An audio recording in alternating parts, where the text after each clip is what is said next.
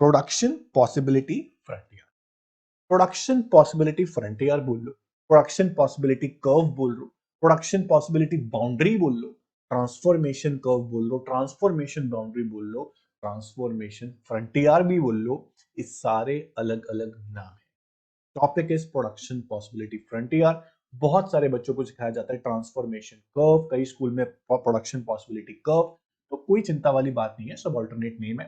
तो हम शुरू करने जा रहे हैं प्रोडक्शन पॉसिबिलिटी कर्व टॉपिक। ये क्या है सुनना ध्यान से। जैसा कि मैंने आपको बताया कि अब जो टॉपिक होंगे, देखो अब तक जो था वो थ्योरी बेस्ड था, अब जो होगा वो प्रैक्टिकल होगा। प्रोडक्शन पॉसिबिलिटी कर्व क्या होता है, इसकी टेबल बनेगी, इसका डायग्राम बनेगा जो ये रिप्रेजेंट करेगा कि एक इकोनॉमी जो है वो गिवन रिसोर्स से, गिवन टेक्नोलॉजी से कितना प्रोडक्शन कर सकती है, रिसोर्स को अगर फुल यूटिलाइज कर। कुछ अजम्पशन लेके चलेंगे। अगर हम उतना प्रोड्यूस नहीं कर पाए हैं तो हम पीपीसी के अंदर ऑपरेट कर रहे होंगे, अगर हमने ज्यादा ही प्रोड्यूस कर लिया तो पीपीसी के बाहर भी जा सकते हैं। डिपेंड करता है कि क्या सिचुएशन कंट्री के अंदर है। तो प्रोडक्शन पॉसिबिलिटी कर्व एक कर्व है जो रिप्रेजेंट करता है all those possible combinations which an economy can produce with the help of given resources and technology. assumption is हम टू गुड्स लेके चलेंगे, जैसे एक वॉर गुड्स, एक कोई भी सिविल गुड्स। समझते हैं डिटेल में, समझिएगा। तो प्रोडक्शन पॉसिबिलिटी कर्व हम शुरू करने जा रहे हैं। प्रोडक्शन पॉसिबिलिटी कर्व, पीपीसी, इसको आप पीपीएफ भी बोल सकते हो, बहुत सारे नाम मैंने आपको बताए। तो प्रोडक्शन पॉसिबिलिटी कर्व ये क्या है? जब भी टॉपिक एग्जाम में आएगा, 4 मार्क्स में, 3 मार्क्स में, जैसे भी आए, तो सबसे पहले बताएंगे आप इसका मीनिंग की होता क्या है। तो आप सब जानते हैं पीपीसी एक कर्व है। It is a curve which shows which shows all possible combinations, all possible combinations of two goods। हम दो गुड्स लेके चलेंगे, assumption है,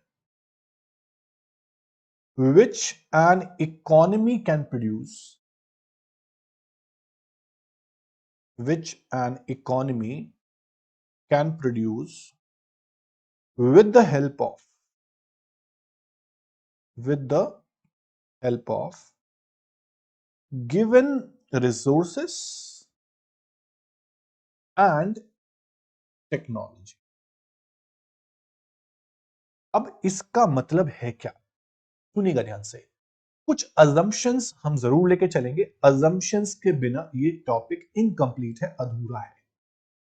assumptions सबसे पहले ये कि हम दो गुड्स लेके चल रहे हैं, टू गुड्स। टेक्नोलॉजी और रिसोर्सेस कांस्टेंट है, गिवन है, आपको बढ़ नहीं रहे, कम भी नहीं हो रहे। हम मान के चल रहे हैं all the resources are equally efficient, और हम रिसोर्सेज का ऑप्टिमम यूटिलाइजेशन कर रहे हैं, ऑप्टिमम यूटिलाइजेशन हम करेंगे, ये हम assumption मान के चल रहे हैं। ये बेसिक assumptions हैं, इनको लेकर हम टॉपिक समझा सकते हैं। अब दूसरी बात ये है कि अगर आपको एक गुड का प्रोडक्शन बढ़ाना है तो आप सब जानते हैं दूसरी गुड का प्रोडक्शन आपको कम करना पड़ेगा, बिकॉज रिसोर्सेज आर लिमिटेड। मैंने assumption लिया रिसोर्सेज आर गिवन, मतलब लिमिटेड। ओके, तो हम क्या करेंगे, हम पीपीसी कर्व बनाने के लिए सबसे पहले एक शेड्यूल बनाएंगे जहां हम दो गुड्स को दिखाएंगे, और सबसे पहला कॉलम जो बनेगा दोस्तों वो बनेगा कॉम्बिनेशन। इसका बनेगा कॉम्बिनेशंस का। पीपीसी क्या है मैं आपको समझा रहा हूं, आप 5 मिनट बस ध्यान से सुनो, आपको सारा टॉपिक अच्छे से समझ में आ जाएगा। कॉम्बिनेशंस के बाद हम क्या करेंगे, हम कोई भी एक वॉर गुड, एग्जांपल गन्स का प्रोडक्शन ले लेते हैं, उसके बाद दूसरी एक सिविल गुड ले लेते हैं जैसे कि बटर। ठीक है, एक हमने गन्स ले लिया, एक हमने बटर का प्रोडक्शन ले लिया। उसके बाद एक और कॉलम आप बनाएंगे जिसमें आप लिखेंगे MRT, marginal rate of transformation. ठीक है, ये क्या होता है समझाऊंगा मैं आपको अभी। अब सबसे पहले हम कॉम्बिनेशंस में लिखते हैं, combination A, B, C, D, E, आगे और बनेंगे तो बनाएंगे। अब सोचिए आपके कंट्री में, आपकी इकोनॉमी में जितने भी रिसोर्सेज हैं, आपने सारे रिसोर्सेज मान लीजिए बटर के प्रोडक्शन में लगा दिए, सारे रिसोर्सेज आपने बटर के प्रोडक्शन में लगा दिए, तो आप गन्स बिल्कुल भी प्रोड्यूस नहीं कर पाएंगे। ये सुनो, और आपने बटर ही बटर प्रोड्यूस किया, मान लो आपने बटर जो प्रोड्यूस किया वो 15 यूनिट्स किया, कितना यूनिट्स? 15 यूनिट्स ऑफ बटर मान लीजिए। अब आप गन्स का प्रोडक्शन बढ़ाना चाहते हो, ऑब्वियस ही बात है, आपको गन्स का प्रोडक्शन बढ़ाना है, तो बटर में से रिसोर्स निकाल के आपको गन्स में डालने पड़ेंगे रिसोर्सेस, तब जाके गन्स का प्रोडक्शन बढ़ पाएगा। ऑब्वियस गन को सेक्रीफाइस करना पड़ेगा, मैंने सेक्रीफाइस कर दिया, मैंने मान लीजिए 14 यूनिट्स प्रोड्यूस करी है गन्स बटर की, और गन्स की 1 बनाने के। अब क्वेश्चन ये आता है कि अगली बार जब मैं फिर से गन्स का प्रोडक्शन बढ़ाना चाहूंगा, ऑब्वियस है बटर का प्रोडक्शन कम करना पड़ेगा, लेकिन मैं कौन से रेट से बटर का प्रोडक्शन कम? मैंने पहले 1 यूनिट बटर की कम किया, 1 यूनिट गन की बढ़ाने की, लेकिन अब मेरे को बटर की कम से कम 2 यूनिट्स कम करनी पड़ेंगी 1 यूनिट गन की बढ़ाने के लिए। ऐसा क्यों सर? हम ये मानते हैं जब भी रिसोर्सेस को आप एक गुड के प्रोडक्शन से निकालोगे और दूसरी गुड के प्रोडक्शन में डालोगे, तो रिसोर्सेस वेस्ट भी होंगे। मानते हो कि नहीं मानते हो? तो हमें ज्यादा से ज्यादा रिसोर्सेस निकालने पड़ते हैं 1 यूनिट ऑफ गुड बढ़ाने के लिए। अब मैं 1 से कम किया, फिर मैंने 2 से कम किया, अब मैं अगली बार जब गन्स का प्रोडक्शन बढ़ाऊंगा, मैं बटर को 3 यूनिट से कम करूंगा। कितने से? 3 यूनिट से। जब मैं फिर से गन्स का प्रोडक्शन बढ़ाना चाहूंगा, तो मैं बटर को 4 यूनिट से कम करूंगा। मैंने लिखा यहां पर 5। पहले मैंने 1 से कम किया, फिर मैंने 2 से कम किया, फिर मैंने 3 से कम किया, फिर मैंने 4 से कम किया। अब मैं फिर से अगर गन्स का प्रोडक्शन बढ़ाना चाहता हूं 1 यूनिट और, तो मुझे बटर की 5 यूनिट सेक्रीफाइस करनी पड़ेंगी, मतलब 0 हो गया। ध्यान रखें कि आपको ज्यादा से ज्यादा यूनिट्स सेक्रीफाइस करनी पड़ती हैं to produce 1 more unit of guns. ऐसा क्यों? इसका रीजन क्या मैंने बताया आपको कि रिसोर्सेज जब ट्रांसफॉर्म करते हैं हम, जब रिसोर्सेस को ट्रांसफॉर्म करते हैं, ट्रांसफर करते हैं प्रोडक्शन ऑफ वन गुड्स यानी बटर से गन में, तो रिसोर्सेस वेस्ट भी होंगे।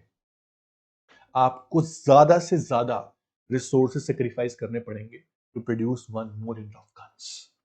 तो पहले 1 सेक्रीफाइस, फिर 2 सेक्रीफाइस, फिर 3 सेक्रीफाइस, फिर 4 सेक्रीफाइस, फिर 5 सेक्रीफाइस। ये रूल है कि आपका जो सेक्रीफाइस रेशियो होगा वो इंक्रीजिंग होगा। What is MRT? एमआरटी अब समझ में आएगा आपको, मैं लिख रहा हूं, it is the ratio of, सुनना, it is the ratio of loss of good Y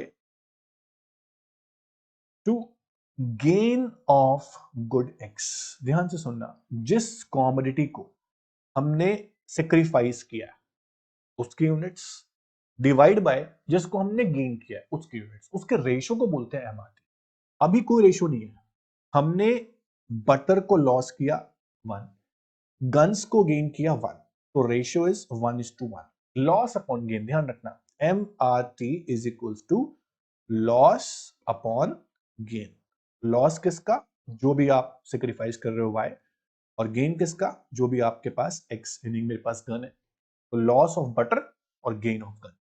तो लॉस पहले 1 का किया, फिर 2 का लॉस किया, गेन 1 का किया, फिर 3 का लॉस किया, गेन 1 का ही कर रहे हैं हम गन्स का, गेन 1 का, ये देखो आप 1 2 3 1 1 का गेन कर रहे हैं। फिर लॉस 4 का हुआ, गेन 1 का, फिर लॉस 5 का हुआ, गेन 1 का।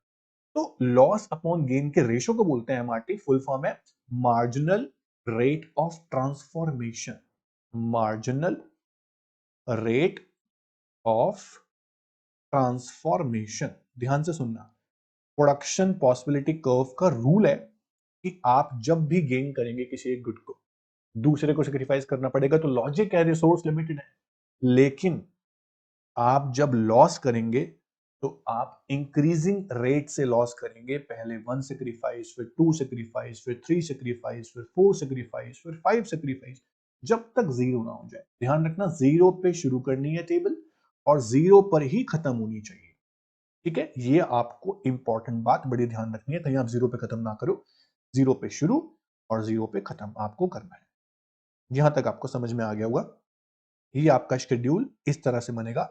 हर चैप्टर में माइक्रो में हर शेड्यूल का लॉजिक होगा। यहां पर लॉजिक मैंने सिखा दिया आपको कि आप गन्स को बढ़ाएंगे तो बटर कम करेंगे, तो आप पहले ही सीख चुके हैं कि इकोनॉमी के अंदर रिसोर्स लिमिटेड है। अब आपने आज नया ये सीखा कि रिसोर्स लिमिटेड तो है, लेकिन जब ट्रांसफर करते हैं रिसोर्स को एक से दूसरे गुड में तो ज्यादा सेक्रीफाइस करना पड़ता है। पहले 1 सेक्रीफाइस किया, फिर 2, फिर 3, फिर 4, फिर 5। इसे बोलते हैं एमआई। एमओसीबी होता है मार्जिनल अपॉर्चुनिटी कॉस्ट, बाद में बताऊंगा। अभी इस टेबल से आप डायग्राम बना सकते हैं। तो डायग्राम में आप लोग क्या करेंगे, एक्स एक्सिस और वाई एक्सिस लेंगे। सबसे इंपॉर्टेंट बात आज की ये है कि एक्स एक्सिस पे हमेशा वो लें जो आपने गेन किया। आपने गन्स गेन किए तो यूनिट्स ऑफ गन्स एक्स पे लेंगे, और यहां पर यूनिट्स ऑफ बटर। तो गन्स एक्स एक्सिस पे, बटर वाई एक्सिस। अब स्केल ले लें आप जो आपने लिए, 0 से लेके 5 तक आपने गन्स ली हैं, तो 1, 2, 3, 4 एंड 5। और बटर आपका मैक्सिमम 15 तक है, तो आप 3 का स्केल ले सकते हैं, 3, 6, 9, 12 एंड 15। अब आप प्लॉटिंग कर सकते हैं। जब 0 था गन्स, बटर था 15, तो 0 पर 15 अगर आप पॉइंट लगाएं तो आप यहां पर लगाएंगे, ठीक है।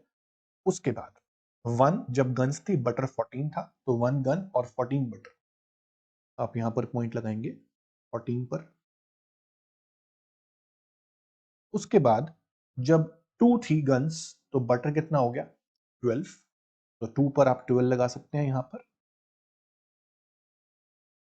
2 पर 12। उसके बाद 3 guns and 9 butter, 3 guns 9 butter, very simple it is. उसके बाद 4 गन 5 बटर, यहां आप पॉइंट लगाएंगे। देन 5 गन्स 0 बटर, यहां आप पॉइंट लगाएंगे।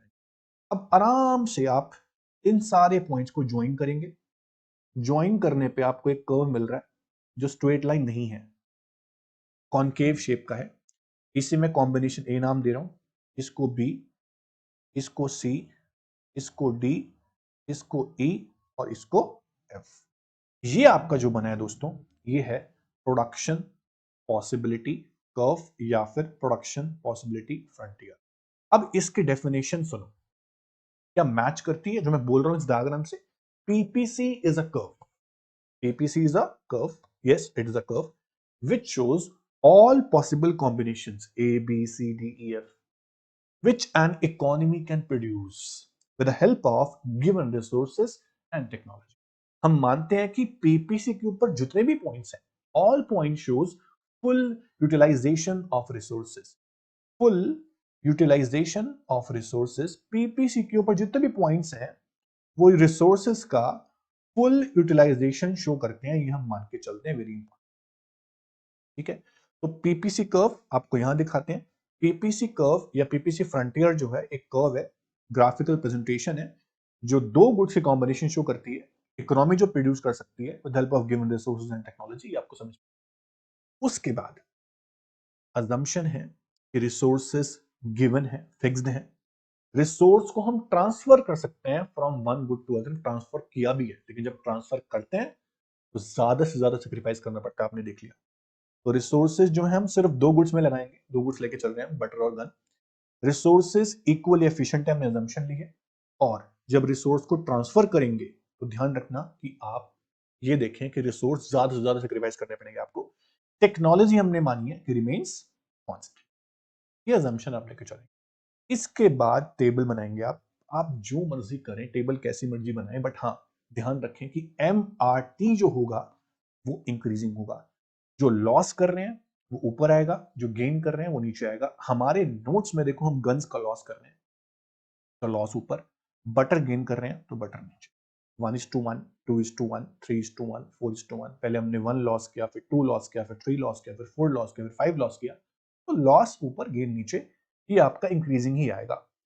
एमओसी क्या है बताऊंगा मैं आपको। अब इस टेबल से बनाया हमने ग्राफ और ऐसा बन गया।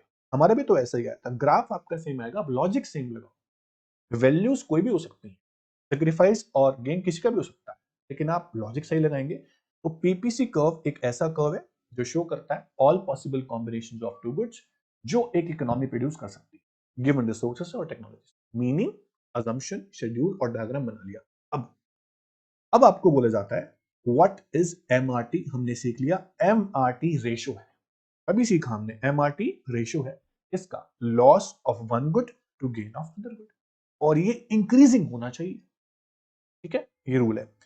एमओसी क्या होता है बच्चों? एमओसी और एमआरटी में एक ही फर्क है कि एमआरटी रेशो में होता है और MOC number of units sacrifice. सुनना ध्यान से, number of units sacrificed to gain one more unit. एक एक्स्ट्रा एडिशनल यूनिट गेन करने के लिए आपने कितनी नंबर ऑफ यूनिट सेक्रीफाइस करी? चलिए देखते हैं कितनी करी। हमने पहले एक यूनिट सेक्रीफाइस करी बटर की, फिर 2 यूनिट सेक्रीफाइस कर, रेशो नहीं यूनिट्स, फिर 3 यूनिट्स, फिर 4 यूनिट्स, फिर 5 यूनिट्स। अगर आप सिर्फ एक कॉलम बनाओ अलग से एमओसी का, तो पहले आपने कुछ सेक्रीफाइस नहीं किया, कैश आया, आपने 1 सेक्रीफाइस किया, उसके बाद फिर 2, फिर 3, फिर 4, फिर 5। ये रेशो में नहीं है बस। एमओसी क्या होता है? Number of units sacrificed to gain one more unit of a commodity. तो यहां पर आप देखो एमओसी एमआरटी में इतना ही फर्क है बस कि कितने यूनिट्स हम सेक्रीफाइस करते हैं। एमआरटी रेशो में होता है, ठीक है, एमओसी यूनिट्स में होता है, इतना ही फर्क है। होगा ये भी इंक्रीजिंग और वो भी इंक्रीजिंग, क्योंकि हम ज्यादा से ज्यादा यूनिट्स हमेशा सेक्रीफाइस करते हैं। अब रेशो निकालोगे लॉस अपॉन गेन का तो एमआरटी है, यही फर्क है दोनों, और कोई फर्क नहीं है। अब पेपर में क्वेश्चन आता है पीपीसी क्या होते तो आ ही सकता है, टेबल डायग्राम बनाओ आ सकता है, लेकिन पेपर में क्वेश्चन आता है पीपीसी के फीचर्स लिखो, कैरेक्टरिस्टिक्स लिखो, प्रॉपर्टीज लिखो। तो पीपीसी की दो ही प्रॉपर्टी है प्यारे बच्चों, एक तो पीपीसी डाउनवर्ड है, दूसरा कॉनकेव शेप का है। ध्यान से देखो, एक तो डाउनवर्ड है क्योंकि एक गुड का प्रोडक्शन बढ़ा रहे हैं, दूसरे का कम कर रहे हैं। ये तो पूरी माइक्रो का रूल है, हमेशा एक का प्रोडक्शन बढ़ाएंगे या कुछ भी एक गेन करेंगे, दूसरा लॉस करेंगे तो डाउनवर्ड कर्व ही आएगा। ये डाउनवर्ड आ रहा है फ्रॉम लेफ्ट टू राइट, तो पीपीसी डाउनवर्ड है हमें दिख रहा है, लेकिन कॉनकेव शेप का है। ना ये ऐसे स्ट्रेट लाइन है, ना ये ऐसे कॉन्वेक्स है, इसे कॉन्वेक्स बोलते हैं, कॉन्वेक्स, ये कॉनकेव शेप का है। इसका भी रीजन है, एमआरटी हमने इंक्रीजिंग लिया है, हमने ज्यादा से ज्यादा सेक्रीफाइस किया हर बार, इसलिए ये कॉनकेव। आप देखना, घर पे बैठ के प्रैक्टिस करना, अगर आप एक गेन करते यूनिट गन्स की, एक एक सेक्रीफाइस करते, 15, 14, फिर 13 लिखते, फिर 12 लिखते, आपका स्ट्रेट लाइन आता डाउनवर्ड। डाउनवर्ड तो आता क्योंकि आप एक गेन एक सेक्रीफाइस कर, बट डाउनवर्ड स्ट्रेट लाइन आता। अगर आप डिक्रीजिंग रेट सेक्रीफाइस करते, मान लो पहले आपने 5 यूनिट सेक्रीफाइस कर दी होती, फिर 4, फिर 3, फिर 2, फिर 1, तो भी आपका पीपीसी डाउनवर्ड तो आता, गेन सेक्रीफाइस तो चल रहा है, लेकिन कॉन्वेक्स शेप का। तो डिपेंड करता है एमआरटी पे कि स्लोप कैसा आएगा। अगर आपका एमआरटी इंक्रीजिंग हुआ तो आपका पीपीसी कॉन्केव बनेगा। अगर आपका एमआरटी या फिर एमओसी भी बोल सकते हो डिक्रीजिंग हुआ तो आपका पीपीसी कॉन्वेक्स बनेगा। अगर आपका एमआरटी या फिर एमओसी कांस्टेंट हुआ तो आपका पीपीसी स्ट्रेट लाइन बनेगा। मेरी बात समझ रहे हो? तो अभी आपका पीपीसी जो है वो कॉन्केव है, क्यों? साफ साफ लिखा है it is concave because MRT, marginal rate of transformation, is increasing. Increasing, आपको ज्यादा से ज्यादा यूनिट्स सेक्रीफाइस करनी पड़ रही है एक यूनिट गेन करने। डाउनवर्ड क्यों है? क्योंकि एक बढ़ा रहे हैं एक कम कर रहे हैं, एक गुड का प्रोडक्शन बढ़ाने के लिए दूसरे का कम करना पड़ रहा है, इसलिए डाउनवर्ड। पर ज्यादा से ज्यादा आप सेक्रीफाइस कर रहे हो, इसलिए कॉन्केव। बच्चे गलती कर जाते हैं, डाउनवर्ड में लिखते हैं एमआरटी इंक्रीजिंग, कॉन्केव में लिखते हैं एक बढ़ा रहे हैं एक कम कर रहे हैं। उल्टा क्यों लिखते हो आप लोग? एमआरटी इंक्रीजिंग कॉन्केव का रीजन है, गुड्स का प्रोडक्शन बढ़ाने के लिए एक का दूसरे कम करना पड़ रहा है, वो डाउनवर्ड का रीजन है। मिक्स मत करिए, साफ साफ लिखा हुआ है कि more of one good, can be produce only by taking resource from other, इसलिए downward. But more and more sacrifice करेंगे, एमआरटी इंक्रीजिंग है इसलिए कॉनकेव। ये दो प्रॉपर्टी रीजन के साथ पेपर में आने के चांसेस बहुत होते हैं इसके, और आसान है, इंटरेस्टिंग भी है, मुश्किल कुछ भी नहीं है, एग्जाम में आ सकता है, इसको मत छोड़। तो पीपीसी क्या होता है मैंने बता दिया आपको, मीनिंग, ये लिखा हुआ मीनिंग अजम्पशंस के साथ। फिर मैंने बता दिया आपको इसकी टेबल कैसे बनती है, एमआरटी कैसा होना चाहिए, निकलता कैसे है, एमओसी क्या है, डायग्राम बनाया। डायग्राम के बाद हमने पढ़ ली पीपीसी की दो प्रॉपर्टी बड़ी आसानी से। आई होप यहाँ तक आपको कोई दिक्कत नहीं आएगी, समझ में अच्छे से आ